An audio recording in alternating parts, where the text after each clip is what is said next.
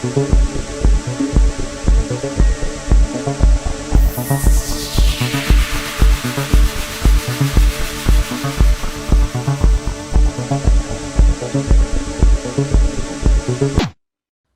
semuanya, apa kabar? Siapa yang ingat LA Lights dari LA Gear? Menurut saya teknologi meningkat dengan adanya sepatu ringan ini. Jason di sini dan selamat datang di channel YouTube saya Company Insight. Dalam video ini saya akan bahas tentang cerita di balik the rise and fall of what happened to LA Gear dan beberapa pelajaran penting yang bisa kamu ambil dan terapkan dalam kehidupan kamu.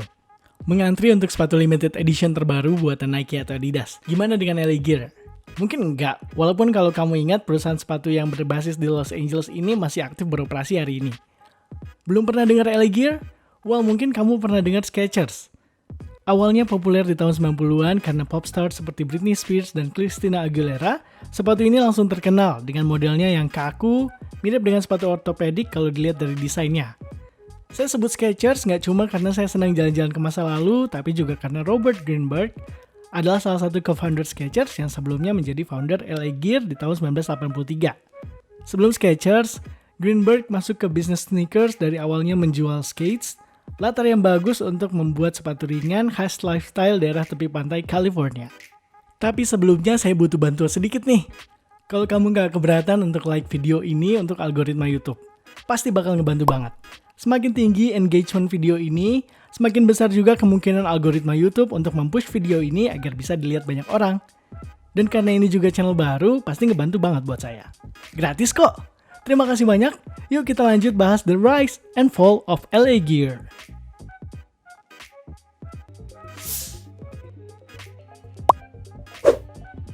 History of LA Gear. Walaupun LA Gear kelihatan redup sekarang kalau dibanding brand trendy lainnya seperti Allbirds dan Jordans, dulu LA Gears adalah brand yang diperuntukkan dalam arena sepatu dan lifestyle. Nyatanya pada akhir 80-an, LA Gear menjadi perusahaan sneakers terbesar di Amerika.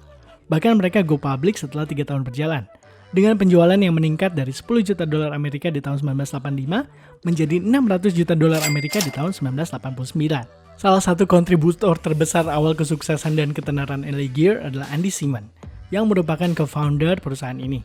Sementara Greenberg menangani finansial perusahaan dan aspek showmanship dari perusahaan, Simon menangani bagian marketing. Ia menciptakan in-house marketing agency dari LA Gear, daripada harus memakai tenaga agensi luar untuk menjalankan marketing. LA Gear Marketing Strategy. Gak seperti kompetitor lainnya, LA Gear meraih kesuksesan awalnya dengan menyasar pada wanita dibanding pria-pria atletis. LA Gear fashion forward banget dan berhasil menarik 80% konsumen yang jarang olahraga. Sepatu buatan mereka memang gak didesain untuk sisi fungsionalitas, tapi lebih ke sepatu yang kelihatan bagus dan bisa jadi trendsetter. Coba deh lihat videonya Paula Abdul dan bayangkan kamu adalah orang yang tersihir pada produknya LA Gear. Targeting mereka berhasil kan? Seperti yang dikatakan John Horan, publisher Sports Management News di majalah Advertising tahun 1989, mereka membuat sepatu yang bukan sepatu teknikal, yang gak mahal biaya produksinya, kasih hiasan dan warna yang mentereng, hingga bisa mengalokasikan dana untuk marketing dan advertising. Dengan penekanan pada kata mentereng, siapa lagi yang merepresentasikan itu dengan baik selain Michael Jackson, yang dikontrak untuk endorsement senilai 20 juta dolar. Ini adalah salah satu celebrity endorsement LA Gear. Bahkan lebih jauh lagi, mereka melaunching sneakers Billie Jean pada tahun 1990. Desain yang mencolok dengan banyak kancing dan buckle, sneakers hitam Billie Jean mungkin adalah awal keruntuhan LA Gear. LA Gear and Michael Jackson. Sepatu ini dijual dengan harga mahal, dan ini adalah kegagalan yang suram. Kontras banget dengan kesuksesan single Michael Jackson Billie Jean. Sneakers ini ditolak konsumen karena ribet banget dan sangat mencolok sampai ke titik norak. Ketergantungan LA Gear kepada Michael Jackson, sang pop icon yang terkenal dengan goyangannya dibanding gerakan fitnessnya, merefleksikan kesalahan langkah marketing LA Gear. Ternyata walaupun konsumen mengapresiasi karya musik Michael Jackson, namun mereka nggak terlalu yakin dengan pilihannya untuk urusan sepatu leisure. Keputusan Simon beralih dari endorsement untuk bintang basket seperti Kareem Abdul-Jabbar dan Karl Malone dengan tujuan mengejar simbol pop culture adalah bukti bahwa marketing yang gak relevan kadang bahkan sering gak menghasilkan apa-apa. Hal ini benar banget, apalagi untuk sebuah brand yang menyematkan nama kota yang terkenal dengan sunny lifestyle-nya. Apa yang dipikirkan orang ketika dengar kata Los Angeles, Pohon Palm, tempat keren seperti Beverly Hills, dan gaya hidup surfer? Menamai brand mereka dengan nama LA Gear, Greenberg, dan Simon, pingin orang-orang membayangkan pikiran mereka tentang LA Gear sebagai brand yang sporty dan premium. Figur wanita terkenal memakai sepatu mereka sambil menjalani kehidupan heboh ala Los Angeles. LA Gear Catapult Disaster. Untuk sebuah brand yang ingin mendapatkan image premium, LA Gear punya kesempatan besar ketika mereka dapat kesempatan untuk membuat sepatu mereka dipakai oleh anggota tim basket Marquette University. Dengan visibilitas tinggi, perhatian ekstra pasti akan diberikan pada tampilan, feel, dan kualitas sepatu kan? Ternyata enggak. And were they wrong? Are they wrong? I think they're wrong 100%. Sometimes they're wrong. They were wrong. Sometimes they're wrong. Selama pertandingan yang disiarkan di TV, para pemain terpleset karena sol sepatu Catapult milik LA Gear benar-benar rusak. Percaya nggak? Gak heran sepatu kualitas murah ini gak sesuai sama image posh LA Gear yang hanya akan menimbulkan struggle untuk merek ini ketika akhir 80-an berganti menjadi tahun 90-an. Seiring berjalannya waktu dan fashion, the bubbly fitness craze tahun 80-an berganti menjadi skena cultural dan fashion yang terbagi antara teenage bubblegumnya Britney Spears, buntut dari Oops I Did It Again-nya, dan gaya grungy angst khas Nirvana yang tampilannya fashionable. Antara flannel shirt dan bucket hat, LA Gear kesulitan untuk menentukan positioningnya. Di satu sisi mereka ingin meraih kembali kerjasama yang loyo namun mahal dengan Michael Jackson, tapi di sisi lainnya mereka tetap ingin mempertahankan image mahalnya. Sayangnya bagi perusahaan, kedua competing concern itu sama-sama eksklusif. Awalnya LA Gear masih bisa mengkapitalisasi sepatu high top berwarna terangnya di awal tahun 90-an. Hal yang dapat mendukung kemampuan mereka untuk bertahan adalah scalingnya. Sebelumnya, barang ini tersedia di high-end shop seperti Nordstrom. Lalu, LA Gear mulai tersedia di toko-toko diskon seperti the now defunct Caldor Department Store. Hal ini meluaskan keterjangkauan mereka, tapi di saat yang bersamaan, ini juga mengikis eksklusivitas brand ini. LA Gear Marketing Fail. Sebagai tambahan, karena LA Gear mulai dengan wah, perusahaan yakin dengan sales projection mereka. Ketika hal ini nggak sesuai dengan ekspektasi mereka yang tinggi, mereka menurunkan harga dan tren pun mulai berubah. Inventory mereka mulai penuh. Alih-alih membakar destock mereka, LA Gear mengambil langkah untuk mendiskon semua sepatunya. Retailers premium yang sudah sepakat untuk menstok produk LA Gear karena image mereka yang lofty, mulai kehilangan minat dan marah karena diskon gila-gilaan yang mereka berlakukan, yang menyebabkan harga di toko-toko itu terkesan mahal banget. Dalam kata lain, LA Gear memotong distributor mereka sendiri. Tahun 1991, sebagai dampak dari marketing LA Gear yang falling flat, dan distributor mereka yang menolak untuk memasukkan LA Gear ke toko mereka, perusahaan mengalami kerugian $66 juta Amerika. LA Gear at Walmart. Tahun 1995, LA Gear nampaknya mulai melakukan pendekatan throw it at the wall. Di tahun itu, mereka melepas image premiumnya untuk tetap bertahan dengan menandatangani kontrak 3 tahun dengan discount chain favorit semua orang, Walmart. Gila banget gak sih? Perusahaan sepakat untuk membuat sepatu yang spesifik dan eksklusif untuk Walmart. Dan Walmart pun setuju untuk membeli sepatu LA Gear senilai $80 juta Amerika. Dengan begini, secara nggak resmi, LA Gear berusaha me-relaunch brandnya sebagai brand yang low budget, accessible shoes yang bisa ditemukan di mana saja, bahkan di Walmart. Walaupun daya tarik dan janji Walmart yang punya banyak toko fisik yang dapat memajang produk LA Gear, tetap saja partnership ini gagal. LA Gear drifted, baik marketing dan strategi bisnisnya. Manajemennya pun begitu. Seiring realisasi partnership dengan Walmart nggak sesuai rencana, LA Gear meninggalkan rencana jangka panjangnya untuk membuat sepatu atletik khusus pria. Tapi mereka mencoba keberuntungannya dengan memproduksi sepatu untuk wanita dan anak muda. Bahkan pada tahun 1994, LA Gear ingin mengakuisisi sebuah perusahaan yang telah mempunyai spesialisasi di bidang itu. Perusahaan apa yang lebih baik dari Raika? Sebuah perusahaan sepatu yang fokus pada sepatu olahraga wanita. Walaupun nampaknya cocok, sayangnya LA Gear terpaksa harus meninggalkan rencana itu karena Raika ternyata lebih sulit kondisinya dibanding mereka. New management at LA Gear with Trefoil Capital. Dengan Raika dan Walmart yang nggak bisa lagi menyambung hidup LA Gear, nggak heran kalau pada tahun 1998 perusahaan dinyatakan bangkrut. Ini terjadi ketika LA Gear mengalami kerugian selama 2 kuartal di tahun 1991.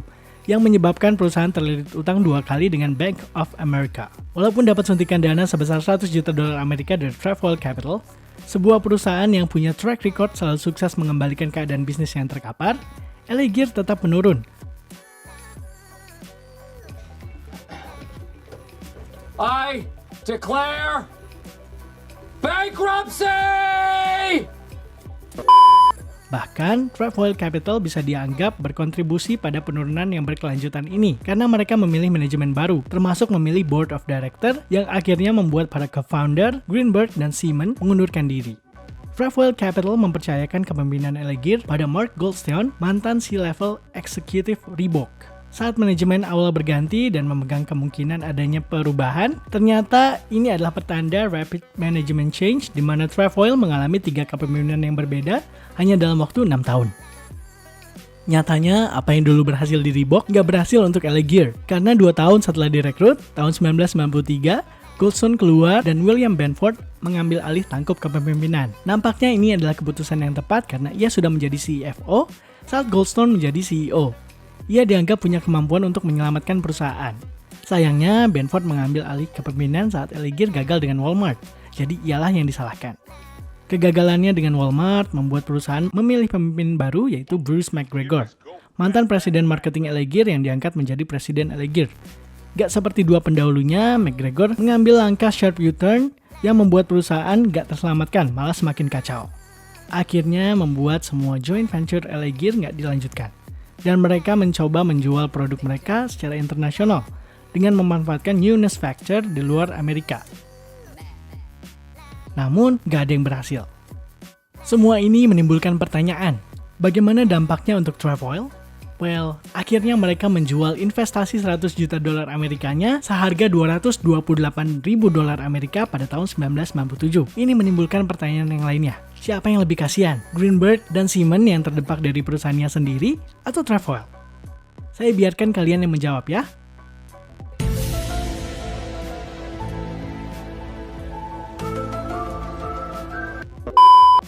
Brand Identity Conclusion. Dengan kondisi Elegear yang terperosok ke ranah semi-obscurity, apa yang bisa kita pelajari? Satu pelajaran penting adalah identitas brand penting banget. Elegear adalah studi kasus yang sempurna dari identitas brand. Susah banget untuk juggling di antara usaha untuk mempertahankan brand integrity dan tetap menarik core customermu sambil berusaha untuk menggait konsumen baru dan beradaptasi dengan perubahan. Mengetahui apa core produkmu sambil memperbarui gaya produkmu adalah hal yang sulit, tapi ini terbukti pada brand seperti Nike dan Adidas. Beradaptasi dengan tren baru adalah kunci untuk tetap relevan dan terkenal sepanjang waktu. Pasti ada pasang surut dalam bisnis, tapi kalau produkmu masih menjadi top of mind saat orang ingin membeli sesuatu, maka kamu masih menjadi contender. Pelajaran lain yang penting bagi entrepreneur masa kini adalah memahami dan mahir dalam memasarkan ke core audience-mu. Dunia saat ini lebih interconnected dari sebelumnya. Dengan bintang YouTube yang menjadi pemilik bisnis offline, bintang olahraga dan musik yang menjadi entrepreneur di bidang yang menjadikan mereka sukses, coba pikirkan Tom Brady dengan TB12 suplemen dan alat olahraga. Atau Gwyneth Paltrow dengan GOOP, Goop.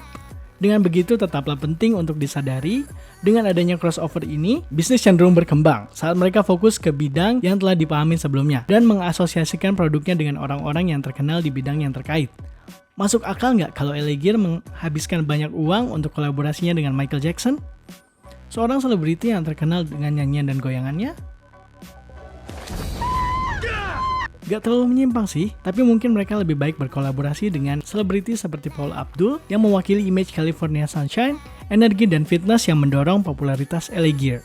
Walaupun Elegear masih ada, tapi annual revenue mereka menunjukkan Elegear ada di posisi 1,1 juta dolar oleh Owler.com dan mereka hanya didistribusikan di Payless Shoe Store. Untuk melihat konteksnya, annual revenue Nike diperkirakan 38,3 miliar dolar, Adidas 4,9 miliar dolar, dan Vans 3,2 miliar dolar. Elegear adalah sebuah cerita dari premium menjadi Payless. Walaupun mereka punya kreatif director baru, Alexander John bulan lalu, dengan hampir 2 dekade menjadi second-rate shoe company, saya nggak berharap Elegear akan jadi next big thing lagi dalam waktu dekat. I don't think so, homeboy.